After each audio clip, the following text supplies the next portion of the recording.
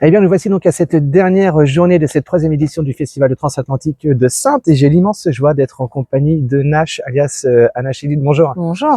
Ravi de te recevoir. Comment tu te sens, toi, avant de monter sur scène déjà?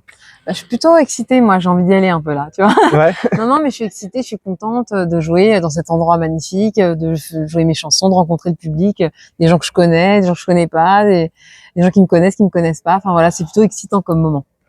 Alors, j'ai découvert que quand tu étais jeune, tu as fait de la musique, bien évidemment, mais pas que. Tu avais fait des claquettes aussi. Exactement, ouais. Tout à fait. J'étais passionnée de claquettes, je sais pas pourquoi. J'étais fan de Fred Astaire et tout, et donc j'avais fait des claquettes et carrément je me suis demandé si j'allais pas devenir claquettiste, tu vois.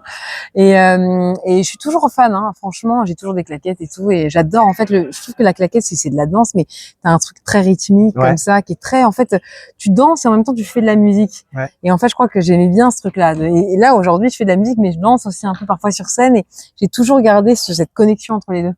T'as jamais pensé à faire un medley claquettes sur certains de tes sons, des choses comme ça? Bah en fait si, je t'avoue, mais j'ai pas le niveau, quoi.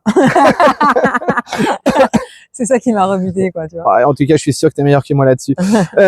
J'ai vu aussi que tu avais démarré à faire des études de psychologie à tes débuts avant d'embrasser la carrière musicale que tu as. Alors moi, j'ai une question. Hormis la psychologie, qu'est-ce que tu aurais fait d'autre comme métier si tu n'avais pas fait carrière dans la musique? Je sais pas, hein, un truc, je pense, peut-être j'aurais écrit des livres, ou j'aurais écrit des scénarios, ou j'aurais été réal, mais en tout cas j'aurais fait un truc artistique, ou un truc qui touche à l'émotionnel. Et c'est ça que j'aimais dans la psy aussi, c'est le côté, l'aspect émotionnel évidemment, qui est relié à la musique, à l'art. Et en fait, de toute façon, j'aurais fait un métier lié à l'émotionnel, ça c'est sûr. Tu as été choriste et danseuse pour ton frère lors de ses prestations scéniques. Après, toi aussi, tu as entamé ta carrière solo, on va dire, entre guillemets. Est-ce que, quand tu as démarré, est-ce que ça a été compliqué de se lancer en se disant je me lance dans la musique en étant la fille d'eux ou la sœur d'eux? Oui, mais évidemment, je me suis posé la question en disant comment je vais faire ma place, comment je vais trouver ma voix et tout ça. Et en fait, je me suis rendu compte que c'était mes chansons et mon écriture, ma musique, ma composition, mes chansons, ma voix qui allaient faire que de toute façon, j'allais être différente. Donc, je me suis accrochée au fond, quoi, à l'artistique et pas à l'égotique. Ouais. Et c'est ça qui a fait que j'ai réussi à faire mon petit chemin. Et si je te dis Casta Diva? Bah, Casta Diva, c'est le premier morceau, c'est Maria Callas, hein, La Norma, Bellini, et c'est le premier morceau qui m'a foudroyée, quoi. Ma mère a mis ça dans le salon, j'avais 8 ans, et je me suis dit, mais c'est incroyable cette voix, incroyable, et je me suis dit, mais c'est fou, c'est de l'émotion que j'entends. C'est pas, je comprends rien de ce qu'elle dit, je m'en fiche. Et par contre, je ressens tout ce qu'elle dit. J'ai l'impression de comprendre tout ce qu'elle dit, mais juste par sa voix. Et je me suis dit, oh là là, c'est énorme, c'est magique, je veux faire ça, quoi.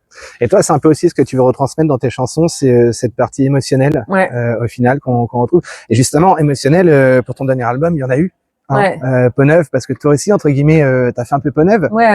Tu t'es, on va pas dire exilé, mais t'es parti, je crois, 6 mois au Maroc. 6 mois en solitaire, au Maroc, dans la Drôme et dans les Cévennes. Et c'est là que tu as écrit Peau neuve. C'est là que j'ai écrit Peau neuve et que je me suis rendu compte qu'en fait, je vivais un bouleversement dans ma vie, comme ça, une renaissance, et que il fallait que cet album parle de renaissance. C'est quoi ce moment un peu bizarre entre la vie et la mort, il y a un truc qui meurt de nous et un truc qui va renaître, mais qu'est-ce qui va renaître? Est-ce qu'on en a peur? Est-ce qu'on embrasse ce mouvement? Qu'est-ce qui va se passer, quoi? Et je voulais parler de ce moment précis-là. Et t'as embrassé plusieurs corps de métier pour cet album, parce que tu as fait production, mixage, clip, écriture, bah forcément tu chantes, hein, bien évidemment aussi. Des choses que peut-être tu ne faisais pas avant, que tu as découvert. Bah oui, tous les arrangements, la prod du disque, j'ai monté mon label, j'ai sorti l'album toute seule, donc j'ai fait plein de choses que j'avais pas fait avant, et ça fait partie de cette histoire de Peau neuve, c'est-à-dire que ok, tu renais, mais tu renais différente et tu renais encore plus forte, quoi. Donc et donc ça va te permettre de faire un peu plein de trucs que tu n'osais pas faire avant. Tu te disais mais non Anna, attends, t'es chanteuse mais t'es pas réal, t'es pas machin, t'es pas prod. Et en fait, mais si j'ai envie, je peux le faire en fait. Et je me suis rendu compte que je pouvais faire ce que j'avais des croyances limitantes qui me permettaient pas d'aller au plus haut de mon potentiel. Moi, il y a une métaphore que tu avais décrite justement par rapport au titre de ce dernier album Peau neuve. C'était, tu disais, quand tu étais au Maroc, dans les bassins, en fait, dans les bassins d'eau chaude, où on voyait tous ces petits morceaux de peau morte qui s'en allaient pour laisser réapparaître justement une peau neuve. Une peau neuve, moi, je trouvais ça génial. C'est exactement ça. C'est dans ce hammam au Maroc, hein, que j'ai eu cette peau neuve, peau neuve, peau neuve. Et après, je suis rentrée, j'ai composé Peau neuve, et après, j'ai fait mon album en 10 jours. Mon album est arrivé direct. Ça t'a donné des idées, toi, justement, le fait aujourd'hui que tu as réalisé tes clips, que tu t'autorises à aller sur d'autres corps de métier. Est-ce que tu t'es pas dit, bah tiens, est-ce que je ferais peut-être maintenant un peu plus d'images de toi-même, ou est-ce que vraiment tu veux rester focus sur la musique? Non, je pense que je vais faire plein de trucs dans ma vie. Je pense que je suis très curieuse et je pense que je vais explorer plein de choses. Je suis pas sûre là, direct après à la fin de la tournée, de réenchaîner un disque. Peut-être que je vais écrire un livre, peut-être que je vais faire plutôt des vidéos, peut-être que je vais réaliser un album pour quelqu'un, et j'ai vraiment envie de m'autoriser cette liberté totale et de pas, justement, comme je suis pas en maison de disque, j'ai pas une maison de disque qui me dit, écoute, Anna, là, faut que t'enchaînes direct sur un truc. Donc j'ai cette liberté de me dire, mais attends, si je veux partir ailleurs et faire autre chose, je peux le faire.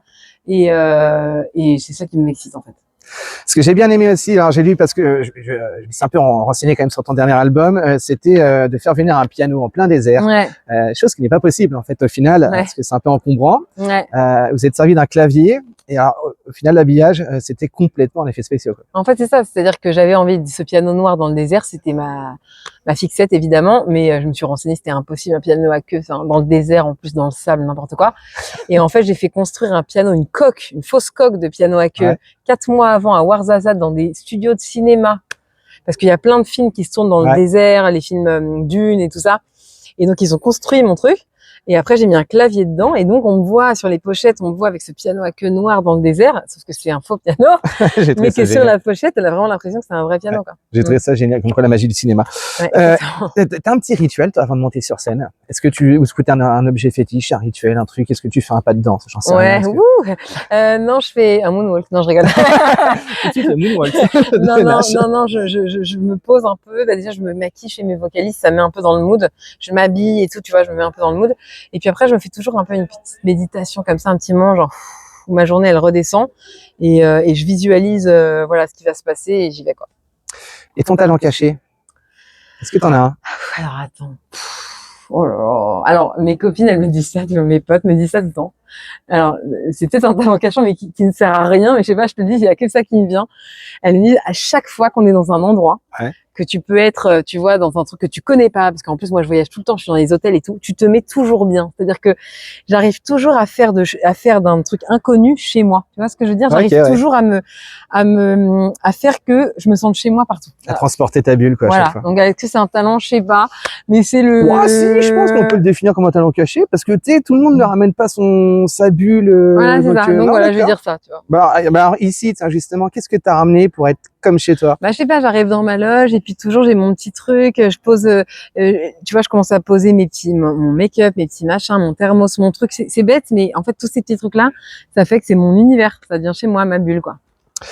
En attendant, je le répète, Peau Neuve est toujours disponible. Il est sorti en 2023 d'ailleurs, je crois. Juste, c'est en octobre. Octobre 23. C'est ça, je dis pas de bêtises. Donc c'est tout neuf, hein. C'est toujours disponible sur les plateformes et dans les rares disquaires qu'il reste encore. Et ça, c'est triste, mais il y en a encore des disquaires. Merci beaucoup. Merci à toi. Anna, d'avoir pris le temps de répondre à mes questions. Bien évidemment, pour ce soir, je te dis un très gros merde. Je sais que tu prendras bien. Évidemment. D'ailleurs, tu sais d'où ça vient? Tu sais pourquoi on dit merde? Ah non, dis-moi. Parce qu'en fait, je vais essayer de la faire courte. À l'époque, quand on allait voir des spectacles ou des pièces de théâtre, à l'époque au Moyen-Âge, enfin pas au Moyen-Âge, mais quand il y a des chariots de... Oui, c'était les calèches de chevaux. Et en fait, plus t'avais de trottin sur la route, donc t'avais plus de monde. Voilà, c'est ça. Ah, mais j'avais entendu, mais j'avais oublié. Mais merci de me le rappeler. Maintenant, je vais pouvoir le ressortir dans tous mes dîners. Voilà, ça c'est mon talent caché à moi. Ça me sert à rien non plus, mais bon. Merci Anna d'avoir pris le temps de répondre à des questions. Nous, bien évidemment, on va rester. Eh oui, c'est vrai, je t'ai pas demandé tes prochaines dates. Dis donc. Ah oui. Alors, je repars en tournée à partir de. J'ai plein de dates, donc faut me suivre sur Instagram, sur les réseaux et tout ça. J'ai des dates jusqu'à juin prochain. Et à Paris, je fais un Olympia, mon premier Olympia, le 18 mars. Et puis plein de dates partout en France. Et ben, allez, hop, l'Insta il défile juste en bas. Voilà, comme ça vous avez toutes les dates dessus. Merci, je te libère. Je te dis un gros merde pour ce soir, bien évidemment. Nous, on sera là pour ta performance scénique. Et puis, reste avec nous.